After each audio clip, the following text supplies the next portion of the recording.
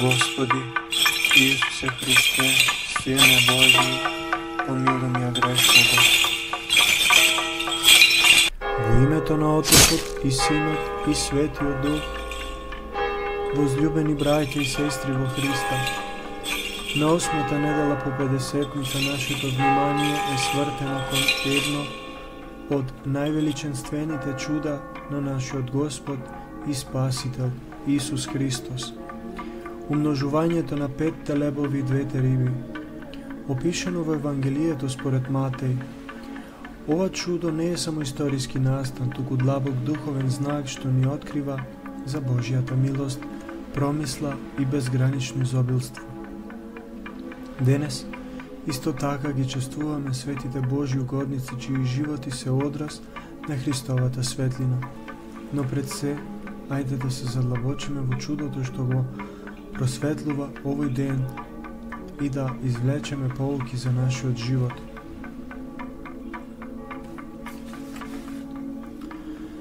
Евангелието ни раскажува дека Исус Христос, гледајќи го големото множество луѓе што го следело, се смилува над нив и ги исцели нивните болни.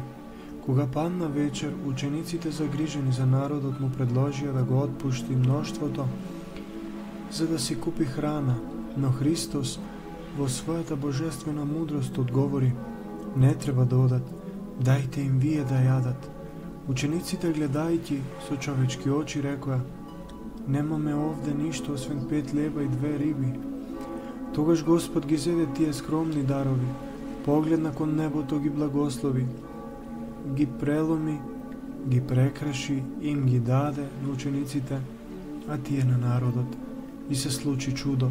Сите јадеа и се наситија, 5000 мажи покрај жените и децата, а останаа 12 полни кошеви со парчиња. Ова чудо е огледало на Божјата љубов и грижа за нас. Прво гледаме дека Христос не е рамнодушен кон нашите потреби. Неговото срце се трогнало од гладот на народот, како што се трогнува и од нашите неволји денес. Тој не само што ги исцелил болните, туку се погрижил и за нивната основна потреба, храната. Ова не учи дека Бог е близу до нас во секој аспект на нашиот живот, дури во секојдневните грижи. Второ, чудото ни покажува дека Бог може да направи многу од малку. 5 лебови и 2 риби биле ништожен дар, според човечките мерила, но во Божите раце станали изобилство. Ова е поука за нас, кога му ги принесуваме нашите скромни таленти, време или ресурси со вера и доверба. Бог ги умножува за добро. Колку пати сме мислеле дека немаме доволно за да направиме нешто значајно. Христос не повикува да му го дадеме тоа малку што го имаме, а тој ќе го направи доволно.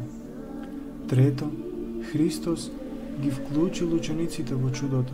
Тој можел сам да го распредели лебот, но ги повикал учениците да учествуваат, давајќи им ја честа да бидат негови соработници.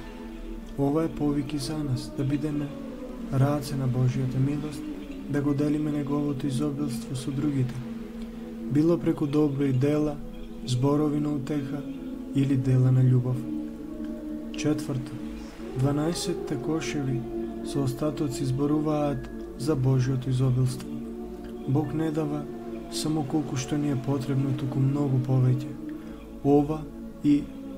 Ова изобилство е слика на неговата благодат, која никогаш не се исцрпува. Како што лебот се умножил, така и Божјата љубов се прелева врз нас, повикувајќи не да ја споделиме со другите. На крај, ова чудо е и предобраз на светата Евхаристија. Христос го зеде лебот, го благослови, го прекраши и го даде, токму како што прави во светата литургија, каде тој ни се дава себе си како леб на животот. Секој пат кога пристапуваме кон светата причест, ние учествуваме во ова чудо, вкусувајќи од Божјото изобилство. Денес ги чествуваме и светите Божји угодници, чии животи се одраз на верата што ја гледаме во Христовото чудо. Нивните подвизи не инспирираат да го следиме патот на светоста. Светиот пророк Језекиил, чие име значи Бог е силен, пророкувал за време на вавилонското робство и неговите виденија за Божјата слава изборуваат за надежта во Божјата промисла, слично на начинот на кој Христос се погрижил за гладните во пустината. Светиот Партении епископ Радовизлиски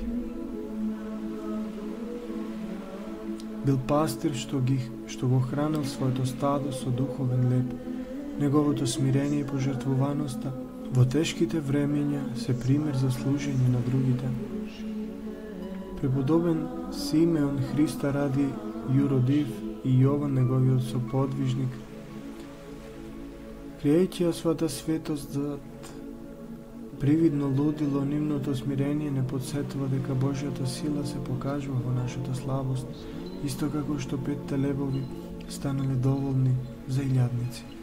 Преподобен Онуфри молчалив и Онисим затвореник Печерски.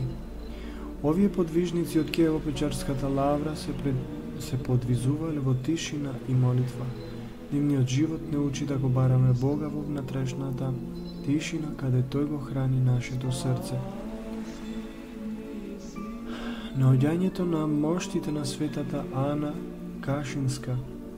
Света Ана, кнегиња на Кашин, живеела во молитва и милосрдие. Наоѓањето на незините мошти е чудо што не подсетува на Божјата милост, слична на умножувањето на лебот. Светиот Виктор пострадал за верата, покажувајќи храброст и доверба во Бога. Неговата жртва е пример за истреност во верата. Свештеномаченик Петар Красногорски, овој свештеномаченик, пострадал за Христа, покажувајќи дека Божјата сила действува и во најтешките времиња. Свети Акаки, маченик од Константинопол, останал верен до смрт, сведочејќи за Христовата вистина.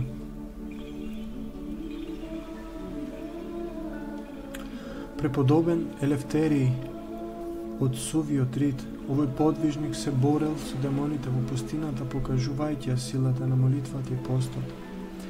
Светата Ана, мајката на преподобен Сава Српски. Света Ана го воспитала Свети Сава во вера, давајќи пример за мајчинска љубов и посветеност на Бога.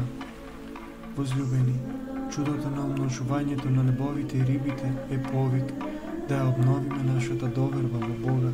Како што Христос понахранил мноштвото, така и ние сме повикани да го делиме неговото изобилство со другите преку добрина, милосрдие и вера.